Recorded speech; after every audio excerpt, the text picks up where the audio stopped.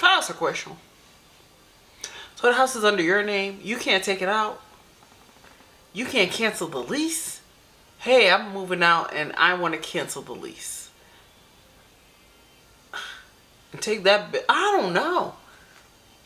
How does that work? First of all, baby, y'all be so highly upset. I would turn off the electricity. Hey, I moved. Can you turn off my lights? Baby, I would make your life hell. $20? Baby, I would have went in my mom's purse and took the $20. I'm sorry. Oh, baby, I'm like, surprise, surprise. Surprise, surprise. Baby, what is it? You're living in my house? Oh, my mom would hate me. I would have robbed her. Baby, give me that money. No, I wouldn't do all that, but I would take the $20.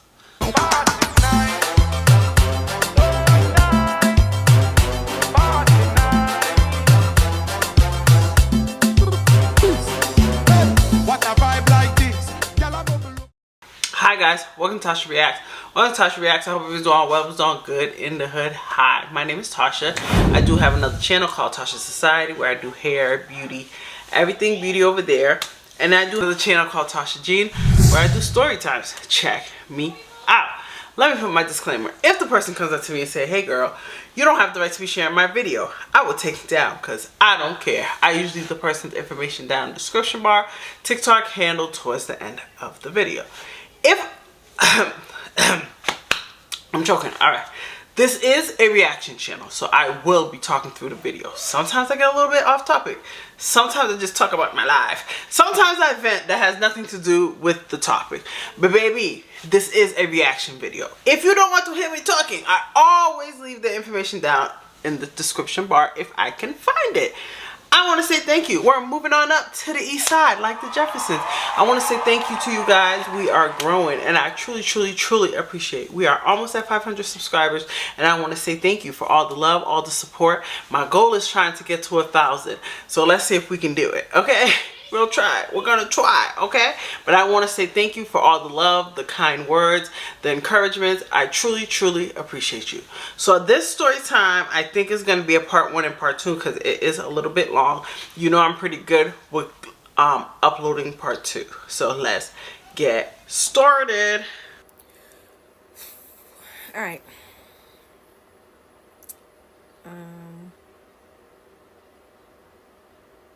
Where do I start? I just read it. My mother held me hostage and unalive my baby. I didn't see it. Yo, I need to really start reading these titles because alright. Husa, Father, Son, Amen. I had to pray. Because baby, I'm judging. Alright, relax, Tasha. Relax, okay? Relax, okay.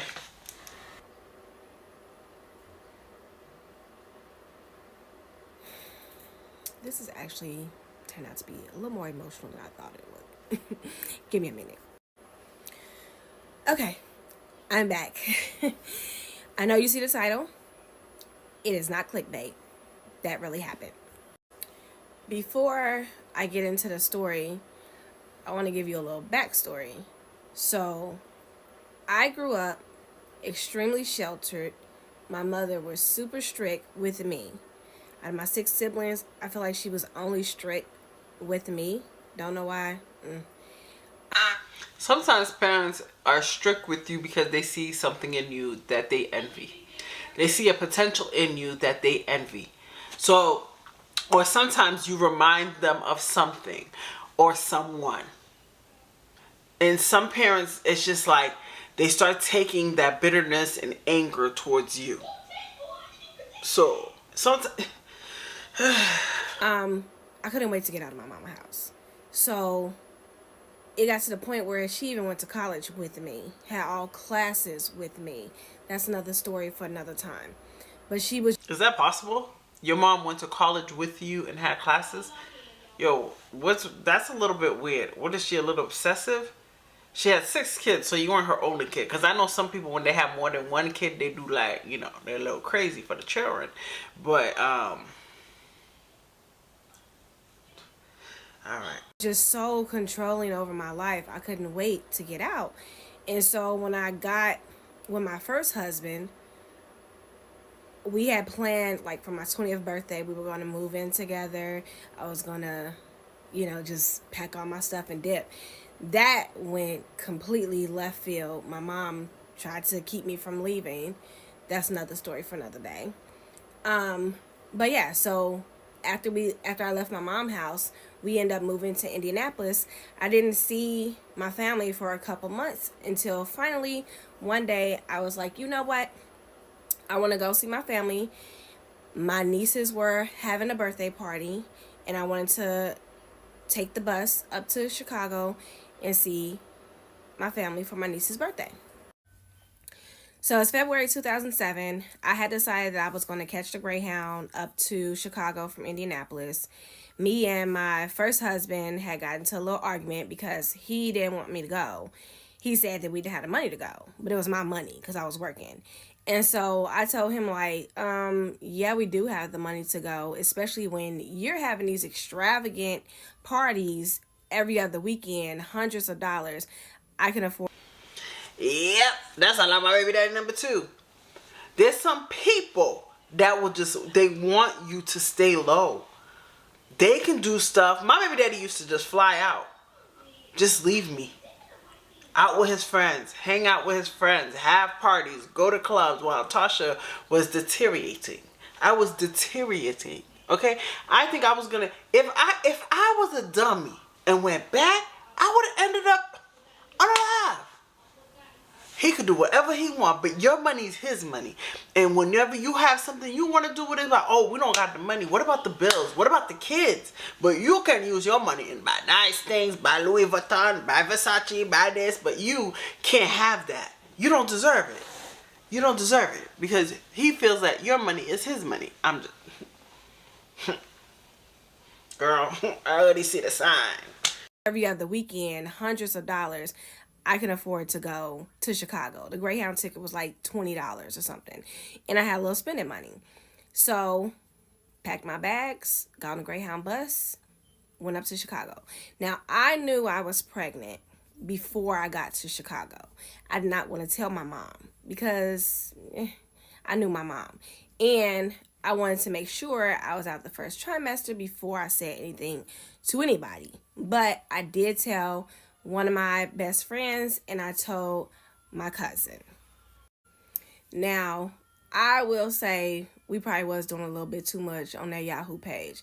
I forget what it was called, but it's way back when, y'all. I'm a millennial. So this is when Yahoo had, like, pages and stuff similar to, like, MySpace and Black Planet or whatever.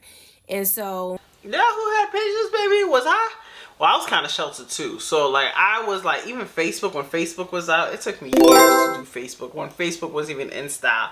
I think the most I ever had, I don't even think I had Black Planet. I had MySpace. And that's the most.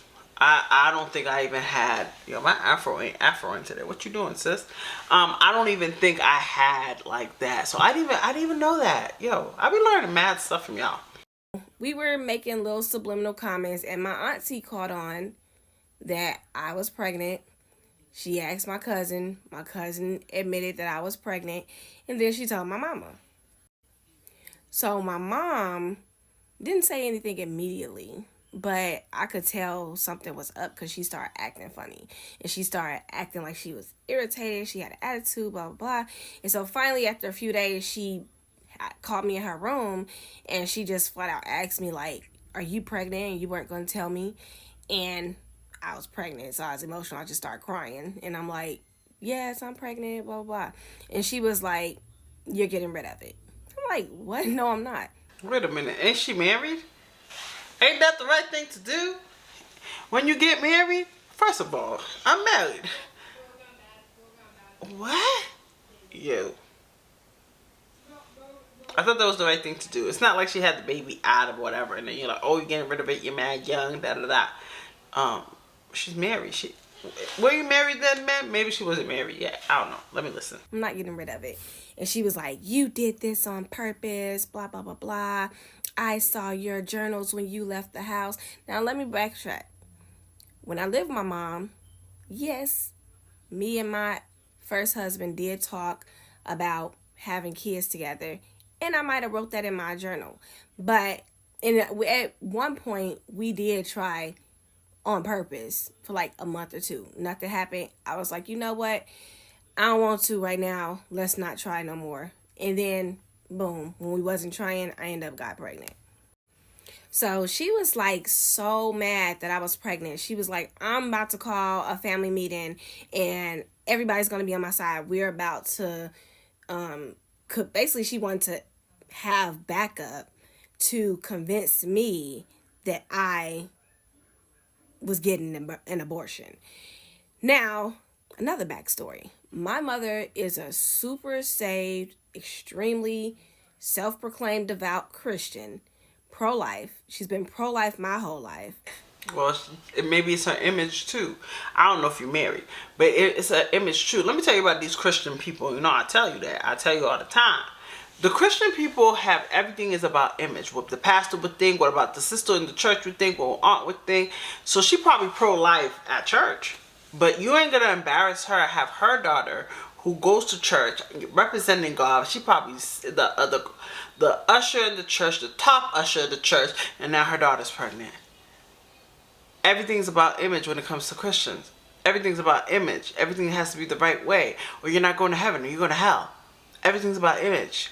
You know what I'm saying? Like, as a matter of fact, one of the stories she's told me my whole life is that abortion is murder, abortion is wrong, and she calls me her faith baby because she wanted to abort me because I was her fifth child. She was already a single mother. She had broke up with my father and then found out after breaking up with my father that she was pregnant with me and she didn't know what to do and, you know, whatever her story is. And she always talked about how she had to depend on God and God came through for her and her cousin. Remember this cousin because it's the same cousin that she advocated for her granddaughter later on. But her cousin told her not to abort me, to have faith. And so she had faith in God. She ended up getting a job at Sears when she was like 6 months pregnant with me because she wasn't showing that much. She was wearing big shirts. Nobody asked. And right at her probationary period is when her benefits kicked in and she took maternity leave. And so she always talked about don't have an abortion. Abortion is murder. God's going to work it out for you, blah, blah. Mind you, this is what I've heard all my life. All my life. As far back as I can remember. This is the story she's told me. Abortion is murder. We're Christian. We're pro-life.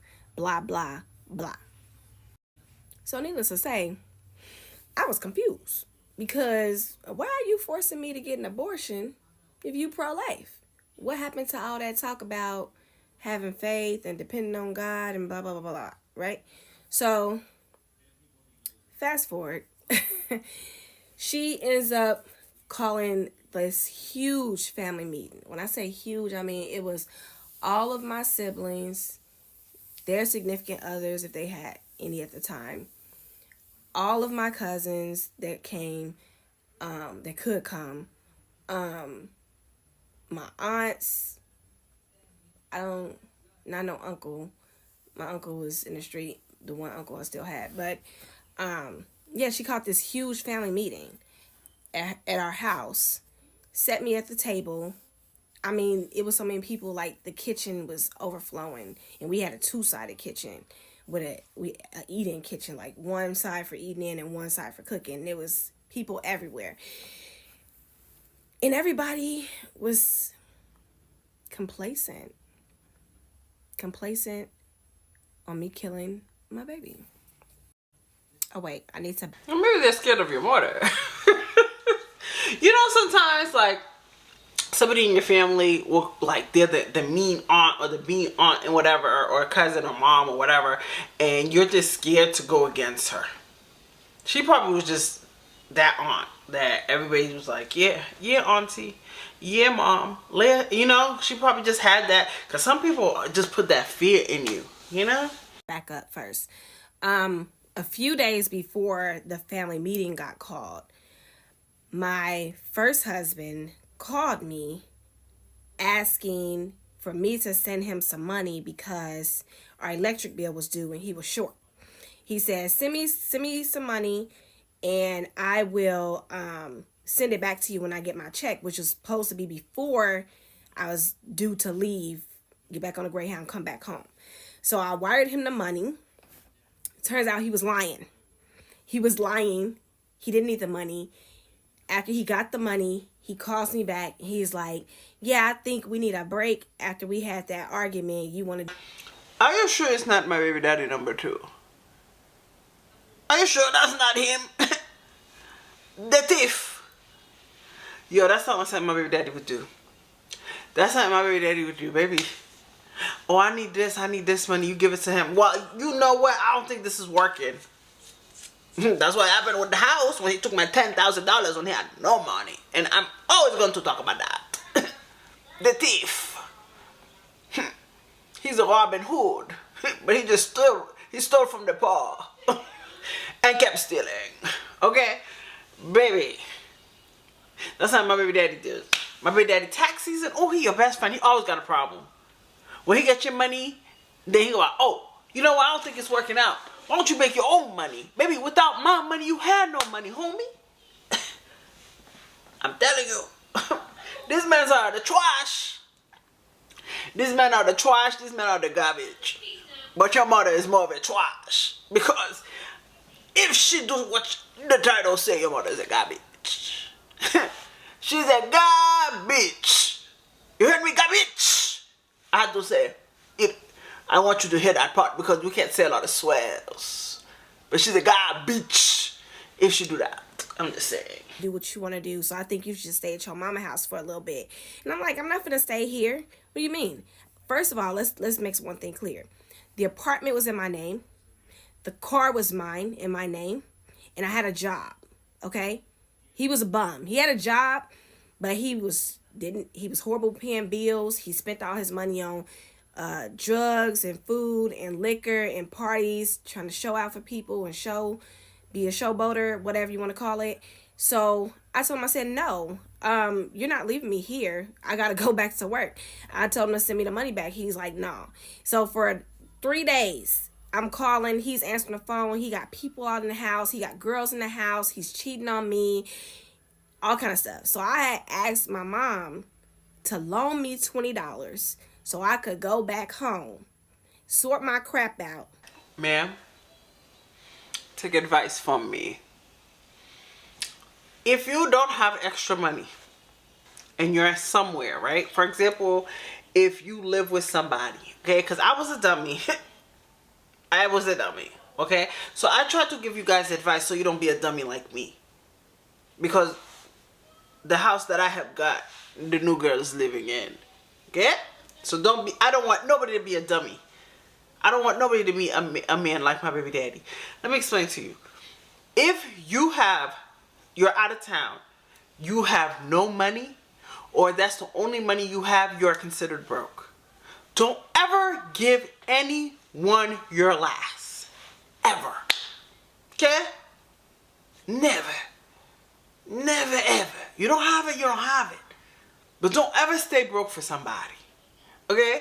That's all I always ask. If I ask people to borrow money, they say they can't. I don't even get mad because I know. Okay, you don't have it. You don't have it. You know what I'm saying? But don't ever stay broke for anybody. Because that's what happened to me. I gave my ex all my money to help him put a down payment on a house. Help build up his credit so he can get the house. Mind you, I already had credit. At a point when I got older, I'm like, why didn't he just use my credit? Because he knew what he was doing. He's going to use me. He took all my money, left me with zero, and then tried to leave me homeless when we tried to move to the house. Yeah? They won't move to the house every day. Make your own money so you can get your own house. When you have no money, it was a bomb. B-U-M. You know what I'm saying? So don't ever give anybody your last. That's always my testimony. I always talk about my son's father. I tell everyone that. I tell everybody who meets me, I'm like, please don't be like me. Don't ever help a man. I don't care if you live with him, that's your husband. Baby, if you don't have extra money saved, please do not give anybody your last. Especially if that person is not showing you that he's pouring into you. If that man's pouring into you, yes, that's different. But if he's not pouring into you and it's always going to him, baby, don't ever give him anything. Ever. I don't got it. I'm sorry. I'm broke. Or if he wants you to pay the thing, oh, I'll call for the bill. I'll pay the bill. That's it. Don't ever listen to them. Kick him out and go on about my life. You know what she told me? No. You know why she told me no? Because he's just trying to put you on me and force me to take care of you and this baby, and I'm not having it. You getting an abortion. Then the family meeting.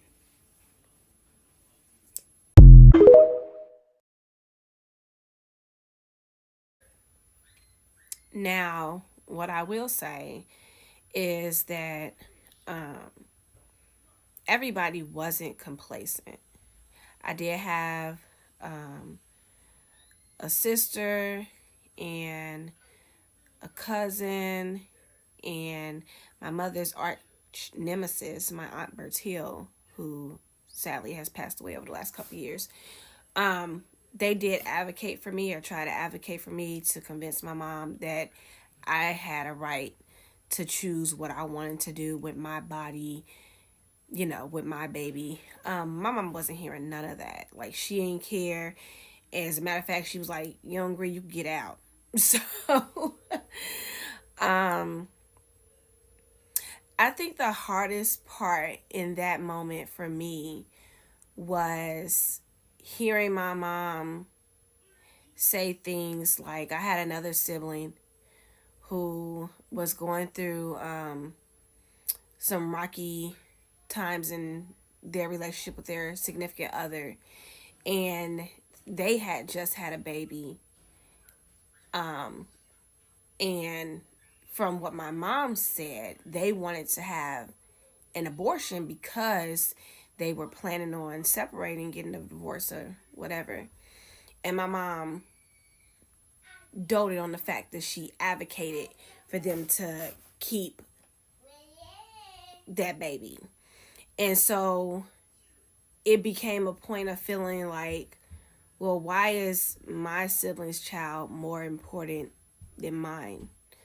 Why are you trying to force me to kill my child, but in the same breath bragging about how you saved their child? Well, maybe. And I'm just being taking two sides. Because you explained your boyfriend as a trash. Okay? Maybe she wanted more for you. Maybe she, and I'm just saying, I'm not saying anything is good. Please don't come at me. But I'm just saying, I'm just thinking going in her mind. Maybe she just seen that your baby daddy was a trash. And she probably seen the same cycle that she went through. And maybe she does not want you to go through it. You know what I'm saying? Maybe she just seen that this man, you are making a big mistake with this man.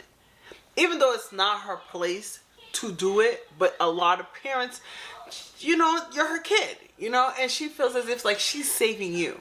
I'm just saying, I'm not saying anything she did is right, but I'm just saying maybe that's why she's so like protective. Like, you know, no, you're getting rid of it.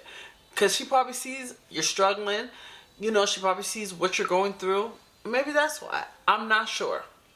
Out from the same fate. It didn't make no sense. I would say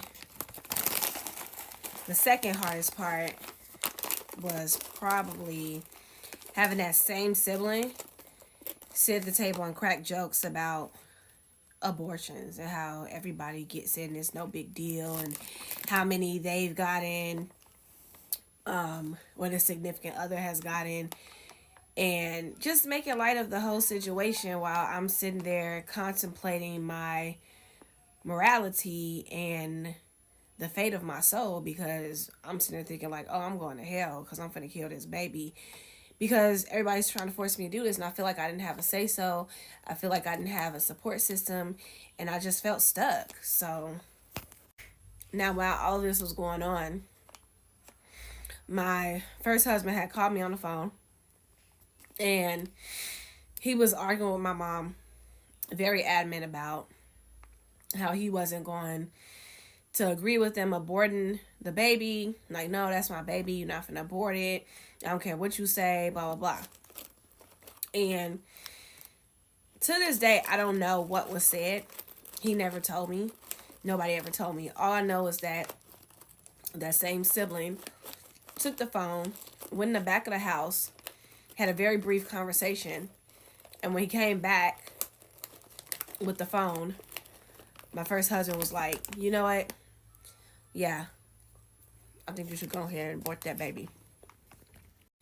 Now, mind you, the whole time I'm still sitting here like, why is this such a big freaking deal?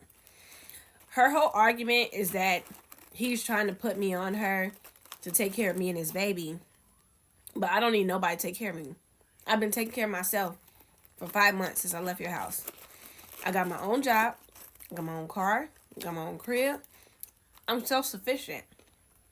All I need is $20 freaking dollars to catch the bus back home. Ooh. To catch the bus back home. And nobody was trying to hear me. And the arguments that they had for why I should get an abortion was because I was too immature, emotionally and mentally immature. And I could. Please mature for a baby. Baby, I had my baby at 20. I was the most immature person in the world. Baby, I had no, like, outside value. Baby, I learned about people sleeping with people's mans was wrong when I got older. Baby, that's how immature I was. I didn't have friends. I barely went out. I barely did anything. I started understanding life a little bit when I got to 17. I started having a little freedom. Then I got pregnant at 20. Okay? I was living life, shopping sprees, having fun, splurging. And baby, I had a baby, baby, I was lost in the sauce. I didn't understand it. I didn't understand why this baby keep crying. Nobody understands. Nobody understands. Then my baby daddy left me. He left me. And now I was depressed. A baby, ain't got no life, didn't even get to have a youth, and now and then my baby daddy left me. Nobody understands the kid. I low-key became mature, and I ain't gonna front. I really started growing up when my son's father started really abusing me. And I started going like, not, going through survival mode. I started learning, okay, Tasha, you are all these kids got. I started learning how to be a mother, how to kind of hide my emotions. Because maybe those kids, I used to tell everything. Nobody's mature. And I'm still not mature. I'm still growing. My kids could, I know when I get old, my kids are going to sit down, especially my daughter, going to be like, you was bad. And this is what you did as a mother. Because, every kid has that conversation. I wish you could have did this. I wish you could have did that. Baby, I grew with you. I didn't know what to do. Baby, I didn't know what a mother is. Baby, I fed you. I bathed you. I tried to protect you as much as I could. And baby, that was mother for me. I didn't know what to do as a mother. I cried when she cried. I didn't know. That's why the baby crying.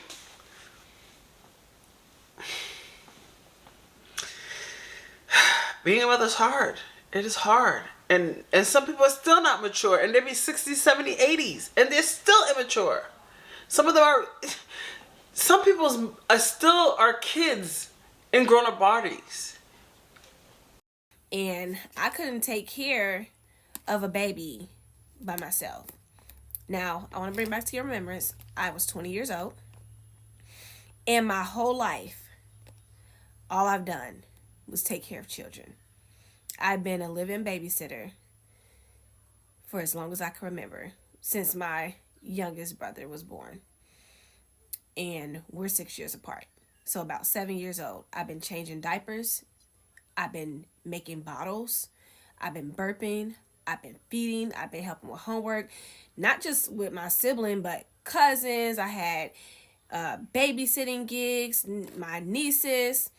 I had jobs over the summer where I dealt with nothing but kids. I mean, how many more credentials do you need to say that I can take care of a kid?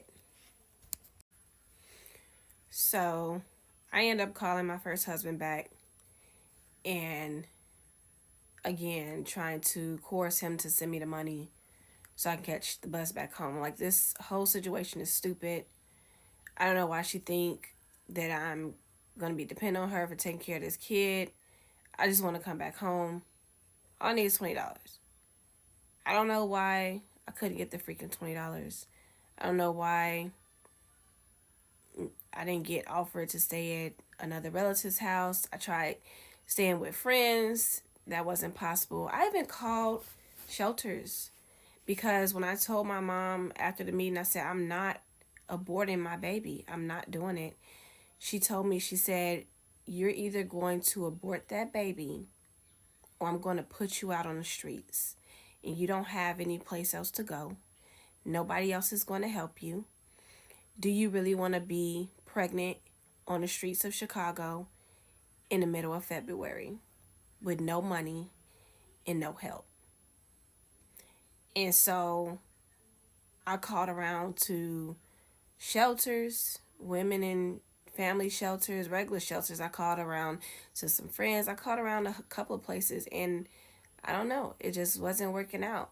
So, and I couldn't get the $20. Looking back in retrospect, like, I talked to a couple of my siblings about it, and they too was like confused. Like, I don't know why I guess we were just like disassociated from the situation where nobody could figure out why I didn't get the help. Because they were scared of your mother. They were scared. Your mother probably was that type of mom that put fear in your heart. I think they were scared of her. I think they were terrified of her. And they're probably like, or they're probably just used to her. That's just her. And they're probably just used like, oh, she's just acting up again. It's when you get older, you're like, dang, I'm sorry. I didn't even think of it that way. I didn't know this was what was going on, Why I didn't get the help or the advocacy that I deserved. But so, long story short, I ended up being at my mom's house. She refused to give me money for anything.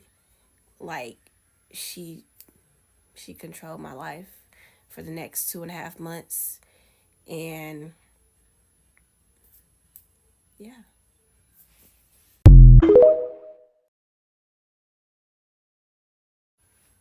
Excuse my stuffy nose. I did not realize how triggering this still was to me. So, what's next? So yeah, I was pretty much stuck to do whatever she had me to do. Like, my first husband was doing him. He was having a ball. Every time he called me or if I called him, there was all kind of people at the house. It was loud. It was party. Can I ask a question? So the house is under your name. You can't take it out. You can't cancel the lease. Hey, I'm moving out and I want to cancel the lease. And take that bit. I don't know. How does that work? First of all, baby, y'all be so highly upset. I would turn off the electricity. Hey, I moved. Can you turn off my lights? Baby, I would make your life hell. $20? Baby, I would have went in my mom's purse and took the $20. I'm sorry. Oh, baby, I'm gonna surprise. Surprise. Baby, what is that? You're living in my house? Oh, my mom would hate me. I would have robbed her. Baby, give me that money. No, I wouldn't do all that, but I would take the $20. I would have robbed somebody. I got mad siblings. Y'all didn't have change, baby. $1, $2, $3. Go to the little change machine. But it could be a fear thing. But baby, you ain't gonna be living in my house having women in my house.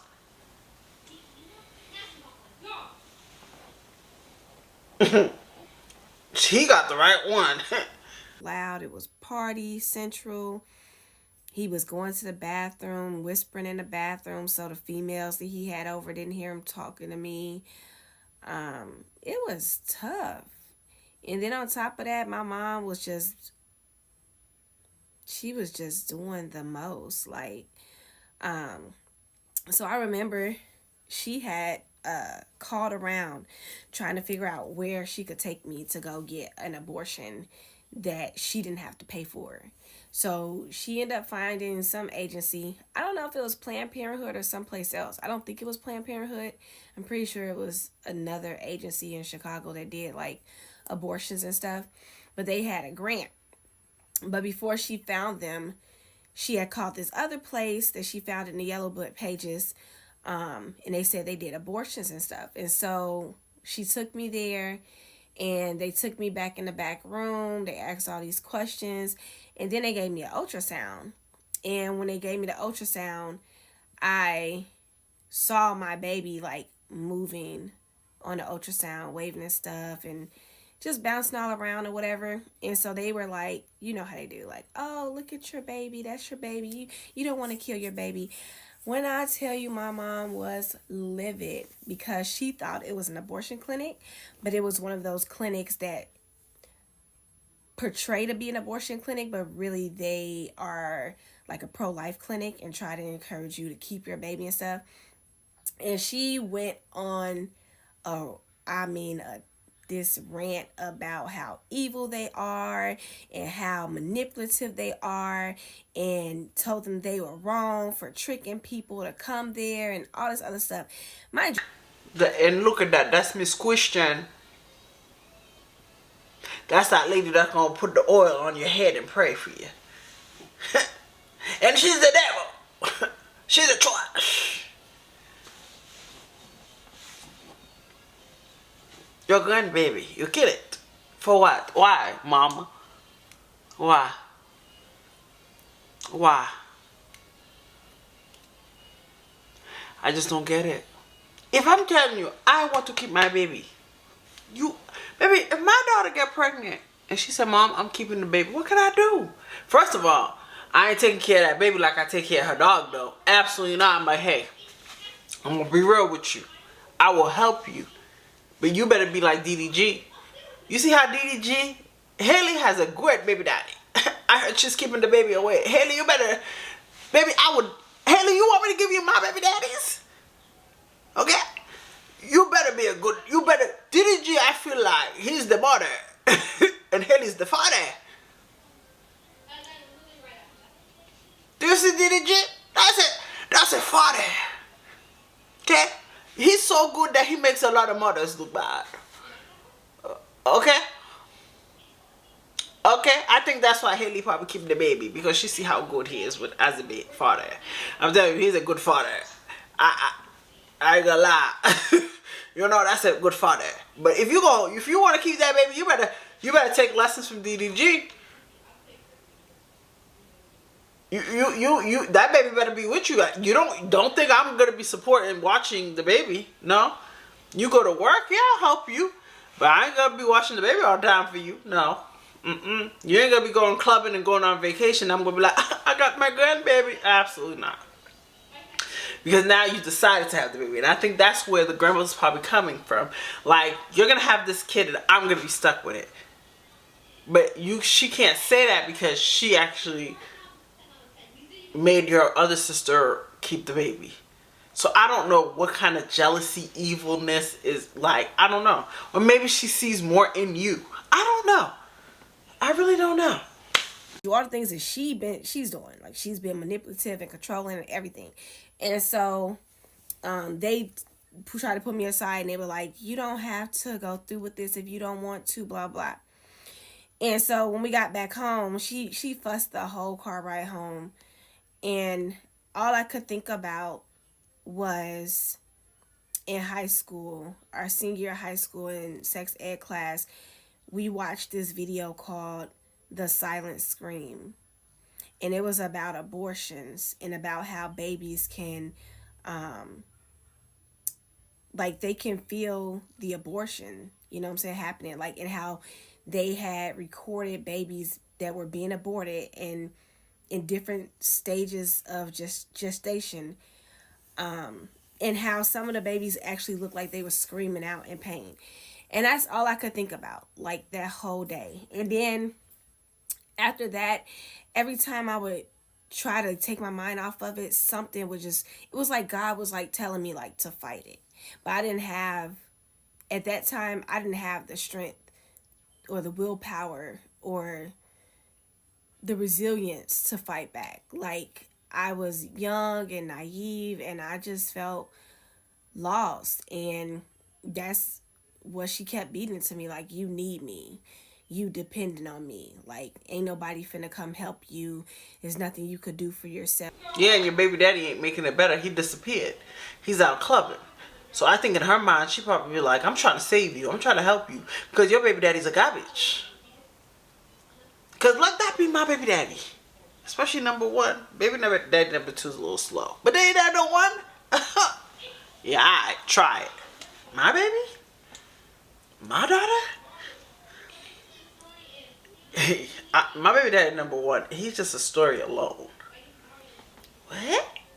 You go to the doctor's office, you can't even put a thermometer up my baby's butt. No.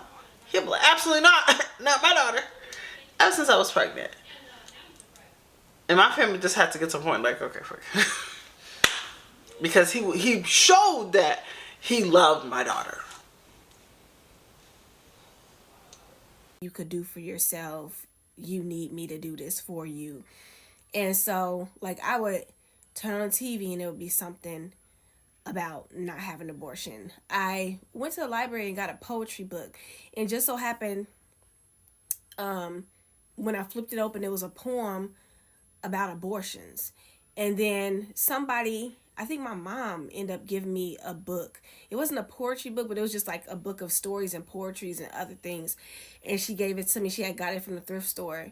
And when I laid in bed and flipped it open, just flipping through the pages, in the first page I landed on, it was a poem of a baby boy to his mother, begging his mother not to abort it. And it was just things like that that just kept happening back to back that was just like so triggering. And I wanted to fight, but I didn't know how to fight because I lived a sheltered life. All I knew was obeying my mother. All I knew was doing what I'm told. And I just didn't know what else to do. And so she ended up finding another place to go to take me to for the abortion.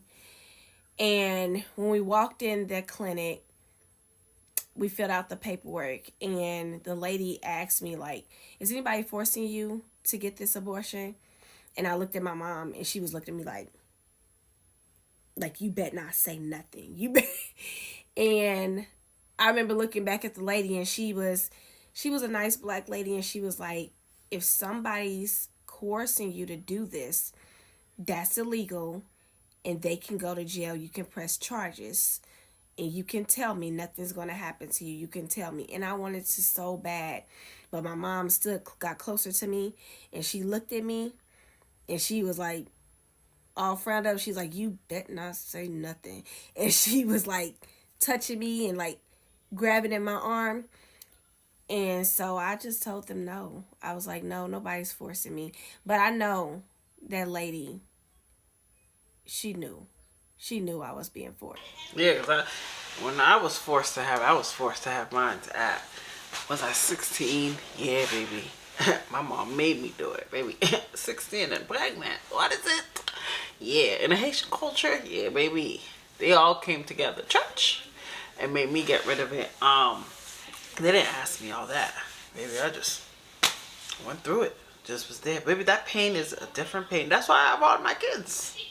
I don't care. I have 1 baby daddy, 2 baby daddy, 3 baby daddies, 4, 5 baby daddies, 6 baby daddies, 7 baby daddies, 8 or more.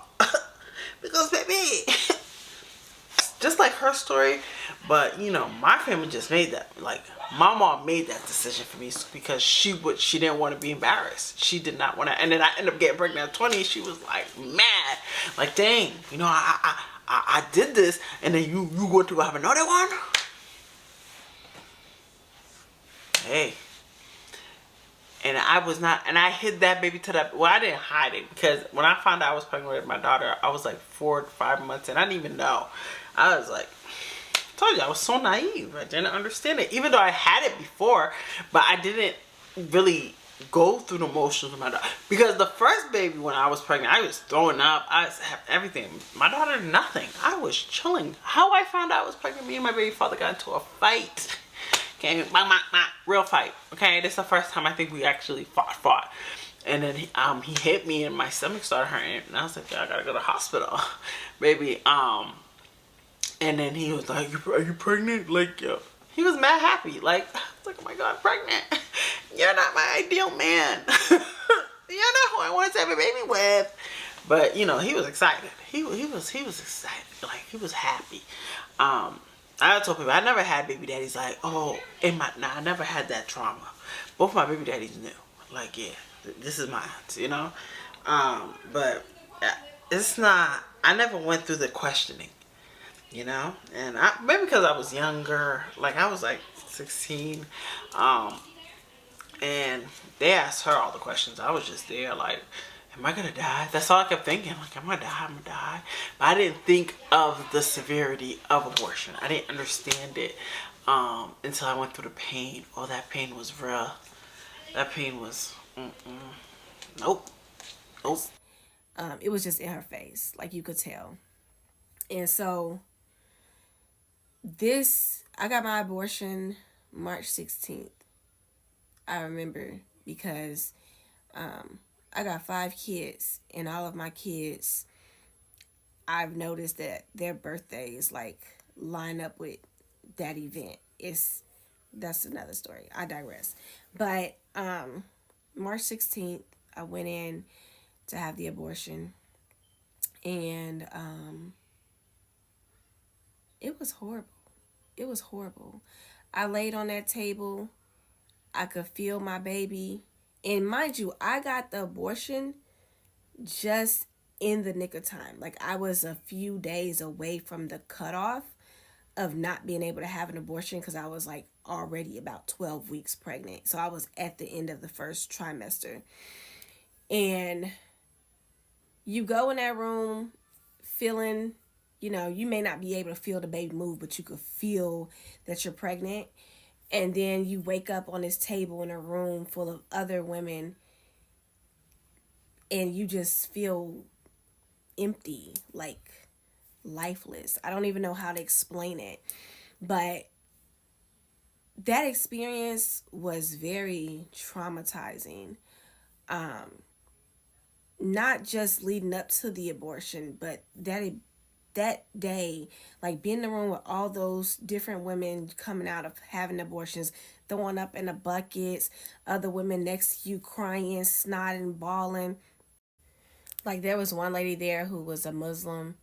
She was crying about how she really didn't want to have the abortion, but she already had 7 kids, and because of their religion, she got pregnant because she couldn't take birth control or something, and her husband didn't know about the abortion. And then you had other women who was there, like this ghetto ratchet chick who was in there talking loudly on the phone, bragging about it being her 4th abortion in the last couple of months, and how she was about to hit up the club later. It was different. I had a friend that I think I was gonna do a story time on my story time channel. She was like 5 months pregnant, and I didn't know. Okay, baby, she went in there, aborted her, and I didn't think, is it like legal? Like, how can you be 5 months pregnant? But back in the day, she was 5 months pregnant.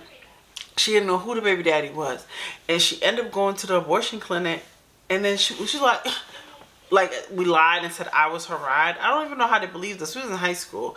And then they're like, do you have a car? You have a ride? She's like, yep. And then we went on the trolley and went out. I think we went to her house after. We hung out and ate. Like, she acted like nothing happened. nothing. I said, baby, my experience and your experience was so different. Like, I was in pain. I was so heartbroken. She was just like, oh, let's go. Oh, man, I can't have sex. Like, baby, she was okay with it. It's crazy. It was different. It was different. And when I left the facility, my sister stopped by, picked us up. We went to Target. I remember we went to Target, and it was like my eyes was open to every pregnant woman in the whole world. And I was just filled with so much anger and resentment and hatred for everybody. Pregnant women, new babies, my family, myself, I wanted everyone to be unalived in the blink of an eye.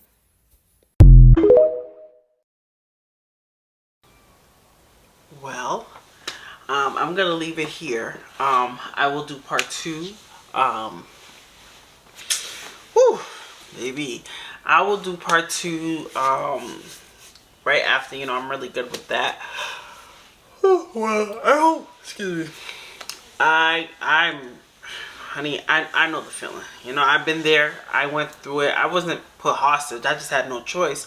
It was my mom and my old friend's mother that made that decision for me. And they were like, yep, you're going to abort it. And that's what we're going to do. And I'm all confused because I didn't know what it was. So I've been there. So this is kind of triggering. I actually kind of like blocked it out my mind, because it was so traumatizing to me. I was so hurt. I felt like a murderer. That's why I never did it again. Never. And then after, I got into a situation, I was like, oh, I'm going to do it. But then I thought in my head, Tachassociety, are you? Because you've been through this before, and then I ended up miscarrying. I think God knew, like, yeah. And who the person was, God was like, absolutely not. No, I'm not giving you that baby with that trash. She's like, garbage. But yeah, this is a little triggering. But I'm going to put my part 2, and then we will follow up. I hope you guys enjoyed this story time. Like, comment, and subscribe. And I'll see you guys later. Bye. Shop my money for me, yo. Pounds down, euro, that is so no matter.